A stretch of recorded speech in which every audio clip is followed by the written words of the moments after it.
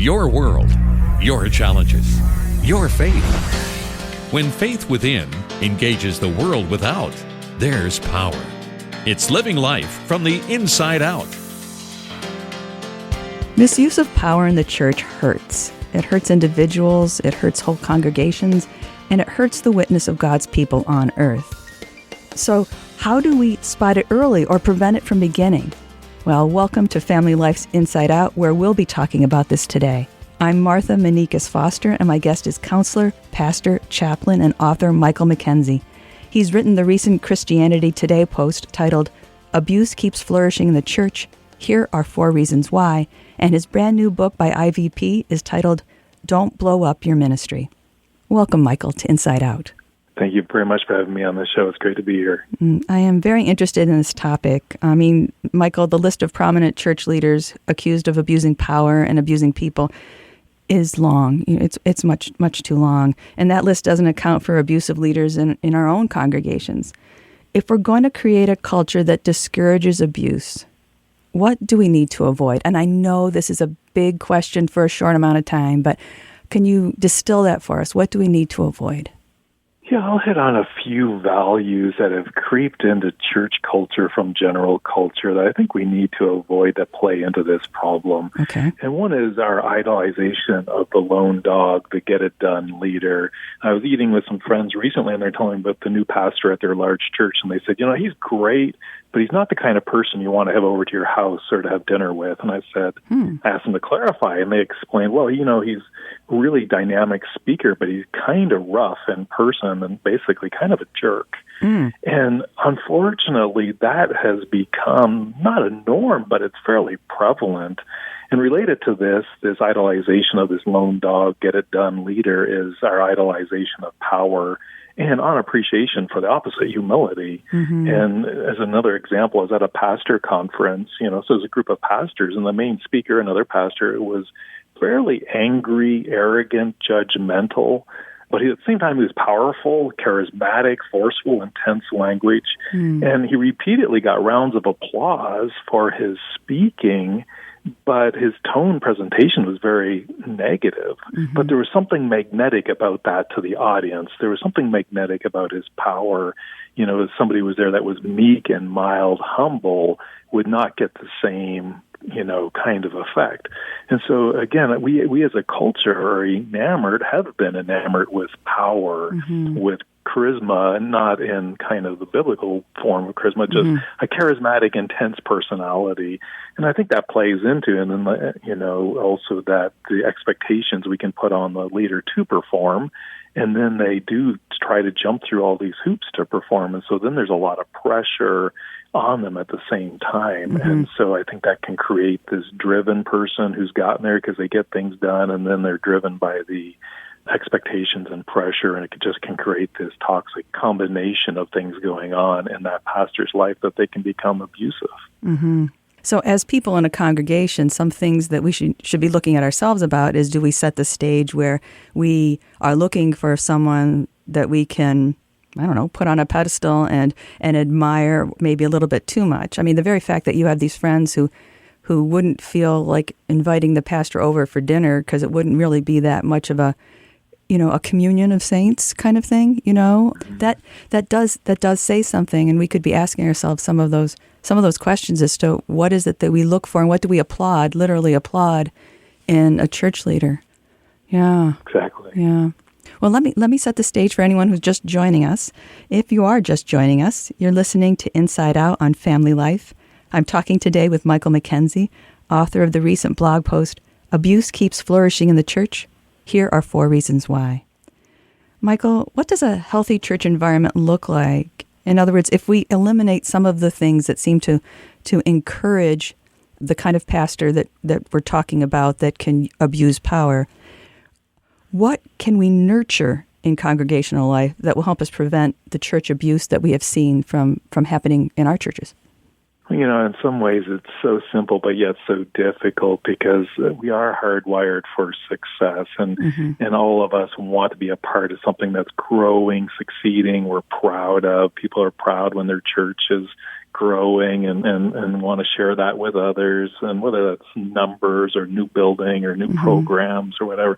And so we can set that stage, unfortunately, to not live as much in maybe what we would call normal relational life. And a term you hit on, congregational life. What can we nurture? And I think it comes back to a focus on truly living life together in those normal ways, eating together, communing together, serving together on committees and teams and all those things where, there's a higher level of expectation for relational maturity when we're truly doing life together. If you're a friend with someone and you say something that hurts their feelings, typically we both experience that break in the relationship and we resolve it. We move forward in resolving it, and it stretches both of us, the one who offended and the one who was offended. And the example of this pastor, that wouldn't want to have him over for dinner kind of thing, there is no relational expectation on him, and that's strange to me that we've gotten away from that. But it's like, he's a jerk, but he gets the job done. It's basically what they were saying, but he gets the job done.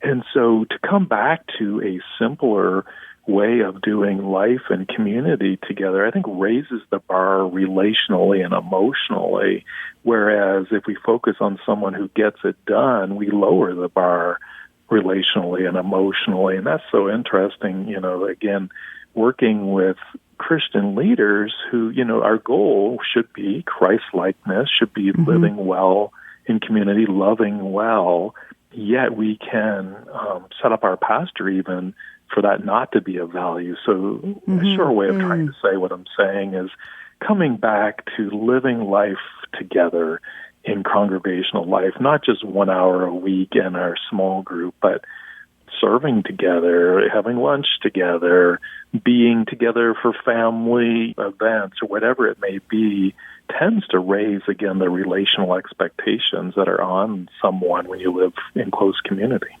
So that would address one-on-one throughout the whole congregation. Are you saying that having the pastor in the mix of that, or the leadership in the mix on that, so that you do have life on life with the pastoral team as well?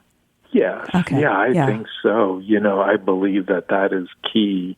That, a lot of pastors, unfortunately, feel they can't have close relationships in their congregation because they may offend somebody. If I go to this person's house for dinner, so-and-so is going to get upset. So let me just keep it at arm's length with everybody.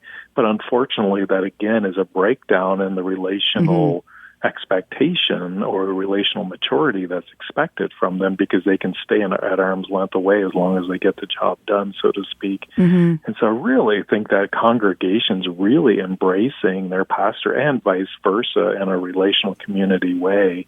And that goes to leadership as well. There is wisdom in having a leader of the church, a person who, makes some of the decisions, yet that shouldn't be in isolation that they do that. That should be with a team. That should be with an elder board or whatever the setup of that denomination is. And so while there may be, a leader who calls the shots in some areas, yet that doesn't mean they do it alone and in isolation, that they're not talking about this with others and sharing with others about that decision and getting input from others. So, yeah, I do believe it is the pastor being in closer walk with those people that he or she is serving and in the church that they're in. So your book, Don't Blow Up Your Ministry, has an incredible amount of information, and I see questions that a person who's leading a congregation would be able to ask him or herself. But for the purposes of us having this brief conversation, what kind of questions would you encourage pastors to ask themselves to help them avoid the issues that can lead to abuses of power?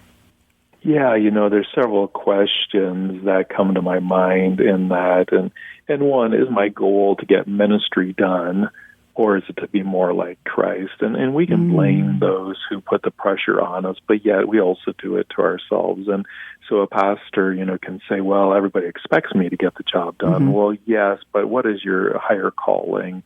And that is to serve God ultimately and to be like Christ, as a follower of Christ.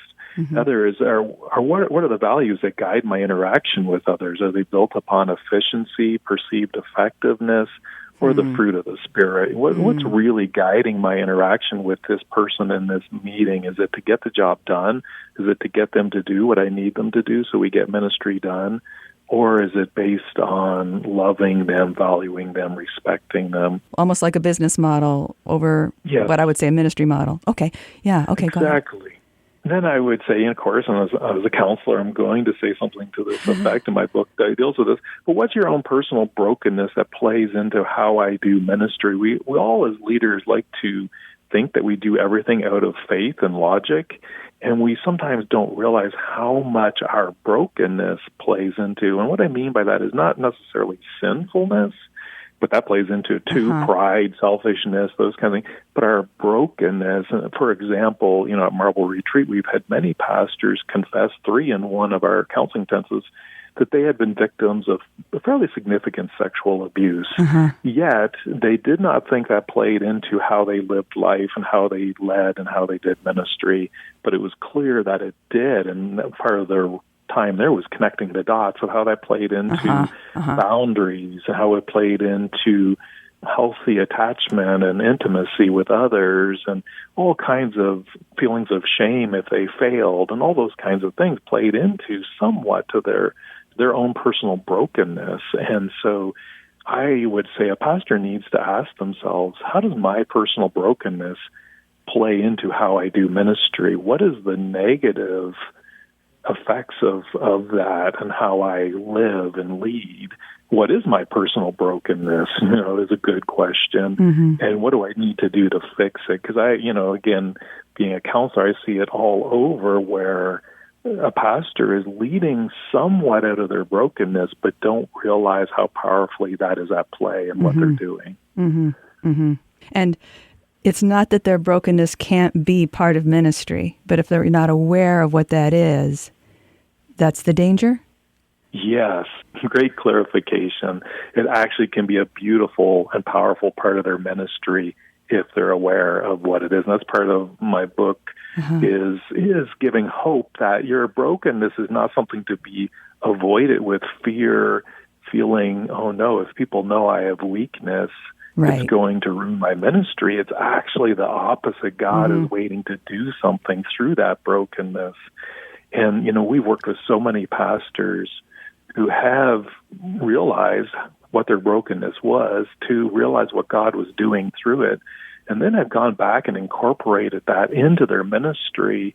And overall, it's been a resounding, just healing experience and a powerful experience for the whole church. And so it was the opposite of what they anticipated, that if they know out there that I struggle with depression, insecurity, you name it, they're going to judge me and not see me as a fit leader or a strong leader, when actually the opposite ended up happening, that people were ministered to in a deeper, more profound way through that open vulnerability of the leader about their own brokenness. Now, wisdom always has to be used in what you share and all that, yet at the same time, you're right, it's not so much about privately realizing your brokenness and then dealing with it and then hiding it.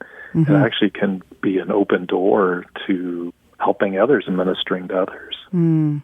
Thank you so much for your wisdom and for sharing with us some of what is in both your article and in your book. So thank you so much for being with me here on Inside Out. Thank you very much, Martha. Take care. My guest has been counselor, pastor, chaplain, and author Michael MacKenzie. He serves as the executive director of Marble Retreat, which ministers to pastors and ministry leaders in crisis. You'll find links to his new book and the blog post that inspired this conversation by going to familylife.org and looking for this Inside Out story under the News tab. I'm Martha Manikas Foster, Inside Out, on Family Life.